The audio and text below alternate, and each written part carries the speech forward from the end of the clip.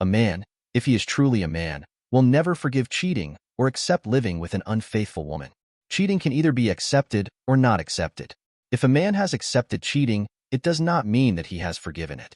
It is impossible to forgive cheating. It will always be present in one's life. To go to treason means to realize that if it becomes known, count on forgiveness will not have to. The reasons for cheating are secondary. Excuses like did not love, did not satisfy, did not see me as a woman here do not pass. Not satisfied with life with her husband, divorce. But most women want to stay married and still catch butterflies on the side. A woman who cheats on her husband is in a state of constant falling in love, which she mistakenly takes for love. Having children, a long marriage does not matter to her, especially if the lover is younger. My mother left my father and me when I was a little over 2 years old. My father never remarried and gave all his love to me. His sister, Aunt Olga, helped raise me. Every year in the summer, I visited her dacha and played with her children, Nina and Vadik. When I was 17 years old, my father died suddenly. I was left alone. After finishing school, I entered an artillery school. The cadets' everyday life began. I didn't know where my mother was and what she was doing, and, frankly speaking, I didn't care much about it. I knew that she was gone and could not be. I had no feelings for her, and there was no picture of her in the house either. After graduating from the school, I served in the military for a while, and then was sent as an instructor to one of the countries. My job was to train their troops in artillery. I was an instructor in a mortar battery, and I had an interpreter with me, as I did not know the local language. A year and a half went by like that. One day, returning from an exercise, I broke the main rule, not to drink water from local sources. But it was hot, and I couldn't resist. As a result, I fell ill with hepatitis and was sent home for treatment. I stayed in the hospital for about 2 months. The disease was very sticky. In the hospital, I met a pretty nurse, Vera, and we had an affair. I was not sophisticated in communicating with girls and believed that the world had come to a wedge on Vera. So by the time I was discharged from the hospital, we were married. I was sent to serve in the Baltics, and Vera came with me. Soon we had a son, Tomasz. I wanted more children, but Vera was categorically against it, saying that she was still young and wanted to live for herself. That was the first alarm bell, but I didn't pay attention to it at the time. The service was dragging on. Long business trips to hot spots began. I spent less and less time with my family. Nobody is interested in your problems in the army. The main thing is service. 2 days off, one in summer and one in winter, and the rest of the service. I missed my son and my wife very much. When I was at home, I tried to spend as much time as possible with my family, but at some point I began to notice that my attention was weighing on Vera. I had the impression that she was not happy with me, and my son somehow began to distance himself from me. One day, I was sent on a business trip abroad. I thought it would be for a month, but in fact it turned out to be almost 6 months. During this time, I tried to call my relatives several times without results, wrote letters. Vera answered me only once. The letter was full of duty, hackneyed phrases, and I had the impression that she wrote it more out of duty than out of love. I never received another letter from her. Everything comes to an end at some point, and my business trip was over. I came to my unit, handed in my files at headquarters, and went home. Going is too weak a word. I flew like on wings. Vera wasn't home. Tomasz was playing in the yard under the supervision of a neighbor. When she saw me, she was embarrassed and told me that Vera had gone to the store and asked her to look after Tomasz. It seemed like she wasn't telling me the truth. Okay. I took my son's hand and we walked home. On the way, Tomasz was saying something, telling me how he went to kindergarten, what friends he had there, and that when mom was busy, his dad picked him up from kindergarten. What daddy? I stopped involuntarily. Daddy Kostya. He loves me and promised to give me a big red car. Tomasz looked at me and suddenly asked, Uncle, how long will you be staying with us? I'm not an uncle, I'm your dad. My throat was dry. No, my dad is Kostya. My mom says that he and I will soon go far away. Tomasz smiled happily. It's just that when you come, my dad leaves home. You'll stay with us, but not for long, because I miss my dad. I was surprised to find myself in control. It would seem that I should have forgotten everything and rushed to find Vera, to demand an explanation from her. But my heart was only beating a little faster than usual. We came home. I gave Tomasz the gifts I had brought, and I went to the bathroom. Through the sound of the water, I heard the front door slam. Vera must have come in. I took my time. I took my time wiping myself with my towel, which I took out of my duffel bag. At some point, I felt disgusted to touch anything in this apartment. I got dressed and went out. Vera was in the kitchen. Welcome home, she exclaimed, feigning joy. I'll feed you now. I pulled away. Don't, Vera. Sit down and let's talk. Inside me, the coldness was spreading, drowning out the rage that had erupted. I felt like I was seeing myself from the outside, that this was happening to someone else, not me. Vera must have sensed something and slowly lowered herself onto the stool. How long have you been involved with Papa Kostya? And when do you go far, far away? My face turned into a mask. Vera had never seen me like that. She suddenly shrank back, lowered her head, trying not to look at me. How do you know everything? She whispered. It doesn't matter. How long have you been in love? Almost a year, she said very quietly. I don't know how it happened. I wanted to leave him, but it was stronger than me. He made me feel like a woman, a beloved woman. You're never home, she shouted. Stop it, Vera. I'm up. You're an adult and made your choice. I'll file for divorce myself. To Igor will come if possible. Keep in mind that the apartment is service. Find your own place. I threw my duffel bag on my shoulder, took my cap off the rack, and went to the front door. You're not even going to ask who he is? Vera sobbed. I shrugged, silently opened the door and walked out. No emotion, only coldness inside. Fate is playing with our lives. First my mother left me, now my wife has cheated on me. She even turned my son against me. But nothing, I'll manage. I've managed before. Soon I was transferred to a new place of service. Settled in a new place and was already making plans. How soon to take my son to me, when I received a letter from Vera. It was dry. Don't waste any more time and money on us. I have a new life. That's all. I reread the letter and carefully put it in the envelope.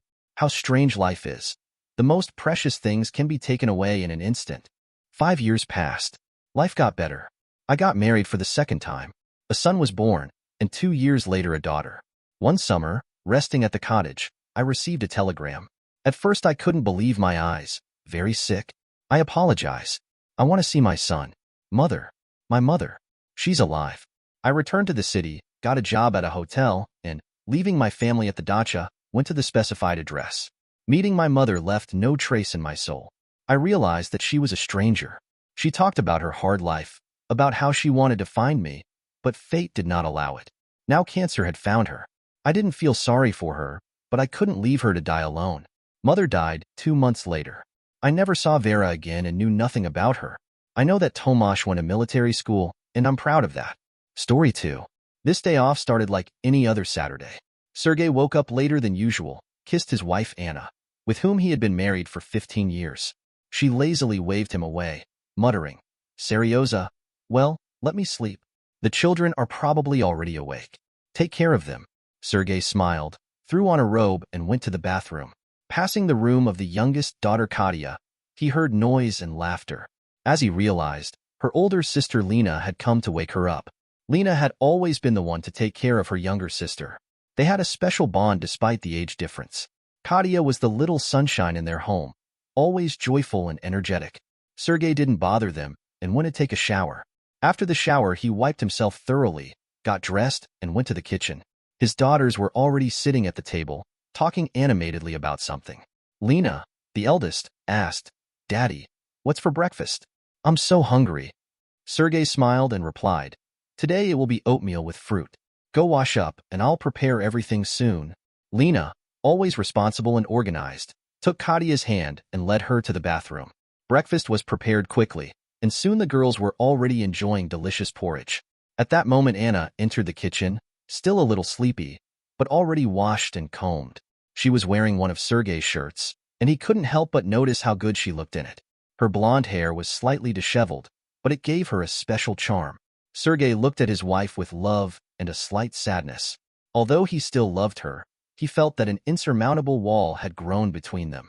Anna sat down at the table and said to her daughters, Finish your meals and get ready slowly.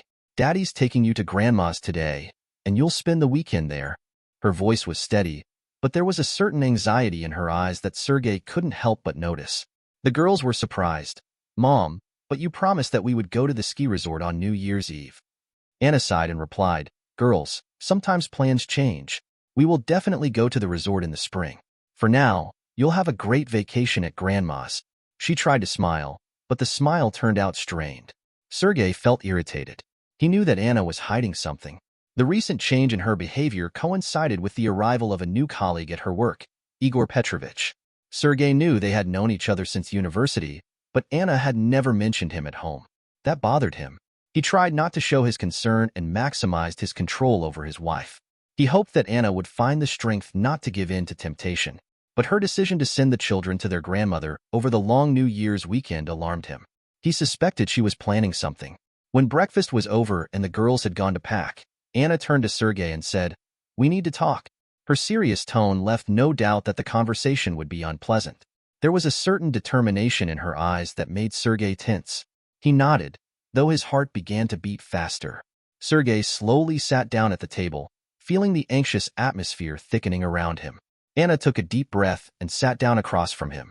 She avoided his gaze, as if gathering her thoughts. Sergei noticed her hands nervously clenching and unclenching on the table. Finally, she looked up and began to speak. "Sergei, I love you and always will. You have been there for me in the most difficult moments of my life, and I am immensely grateful for that. But I feel we need to separate temporarily to figure out what we really want out of life and each other."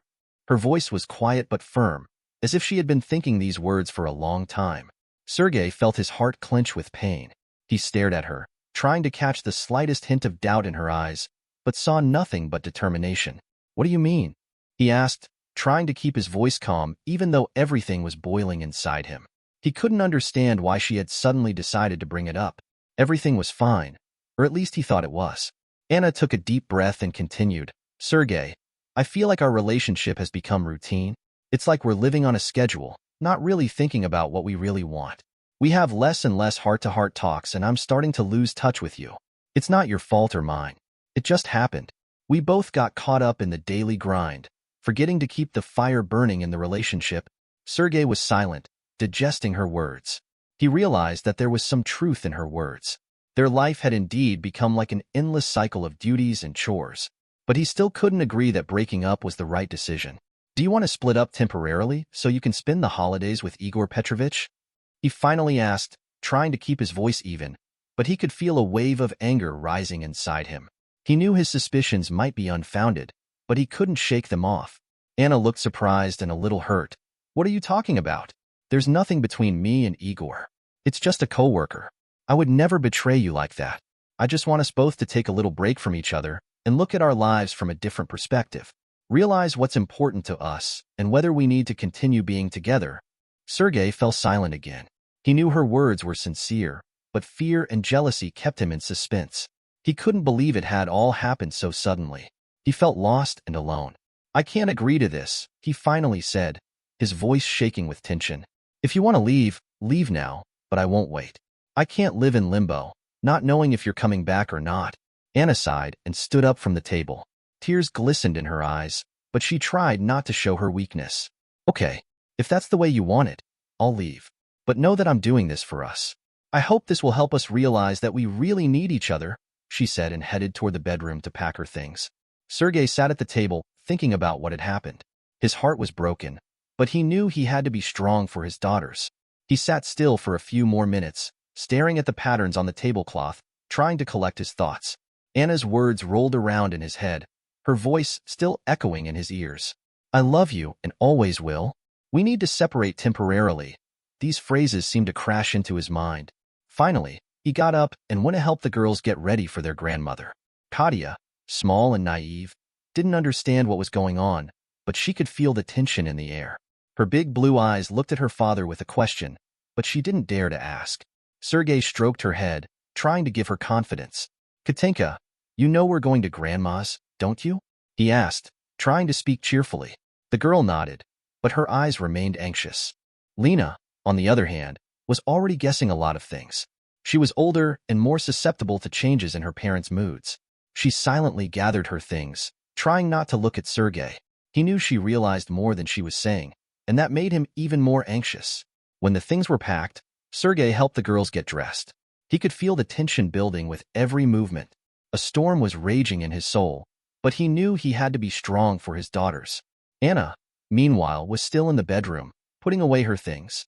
Sergei saw her silhouette through the half-open door. She was immersed in her own thoughts, and it hurt him again. He turned away, not wanting to see her at that moment. When they finally got into the car and pulled onto the road, the tension had eased a little, but the atmosphere was still oppressive. Lena was silent for a long time, pondering whether to ask the question that had been bugging her. "Dad, what happened to Mom?" she finally asked, her voice quiet but full of concern. Sergei looked at his eldest daughter and replied, "Mom decided to take a little vacation. You and I will spend this vacation together. Everything will be fine." He tried to speak confidently to reassure her, but he could feel his voice shaking. Lena continued to look at him, her eyes searching for the truth. "But why is Mom leaving? Did we do something wrong?" Her voice was full of doubt and fear. Sergei stopped the car at the curb and turned to his daughters. "No, Lenachka, you haven't done anything. This is an adult decision, and it has nothing to do with you. Mom just feels she needs some time to herself. We all need a vacation, sometimes to better understand ourselves and our relationships. I promise we'll have a good time this vacation, and everything will be fine." Kostya listened quietly to their conversation, her small hands clutching the doll. She didn't understand the whole situation, but she could see that Daddy and Lena were worried. There was silence in the car. Sergei started the engine again and continued on his way. He knew that hard times were ahead of him, but he was ready to fight for his family and his children. He hoped that this crisis would strengthen them, make them stronger and closer to each other. There was a long road ahead to his grandmother, and Sergei had plenty of time to think about his next steps and plans. He recalled the moments of their life together, tried to understand where they could have gone wrong. He knew that there would be more than one conversation with Anna, and he had to be ready for it. Sergei tried to distract himself from his gloomy thoughts by telling the girls stories from his childhood. He talked about how he spent vacations at his grandmother's house, how he and his friends played hide-and-seek and climbed trees. Gradually, the girls began to smile. Their faces relaxed. "Daddy, did you go on vacation to Grandma's house too?" Kostya asked, her eyes shining with interest. "Yes, Katinka, I did. And it was the best time. Grandma always made delicious pies, and Grandpa told incredible stories about his youth. You'll have fun too, I'm sure," Sergei replied, trying to keep the mood cheerful. Lena finally smiled. "I love Grandma's pies too. Maybe we can ask her to teach us how to make them." Sergei nodded, feeling his heart warm with that little hope. "Of course, we'll definitely learn. We'll cook them together when we get home." There was still a long road ahead, but Sergei knew they would make it. Family was the most important thing, and he was ready to fight for it to the end. "I want to apologize for any mistakes in the text or dubbing. I am just learning, and the language of this channel is not my mother tongue. The dubbing is done with the help of artificial intelligence. Please point out errors so I can fix them and improve the quality of the content. Also, I will be glad if you share your thoughts on the topic. Your support in the comments is very motivating for me to keep looking for new, interesting stories. Thank you for your understanding and participation. Subscribe to the channel and put a bell to not miss new stories.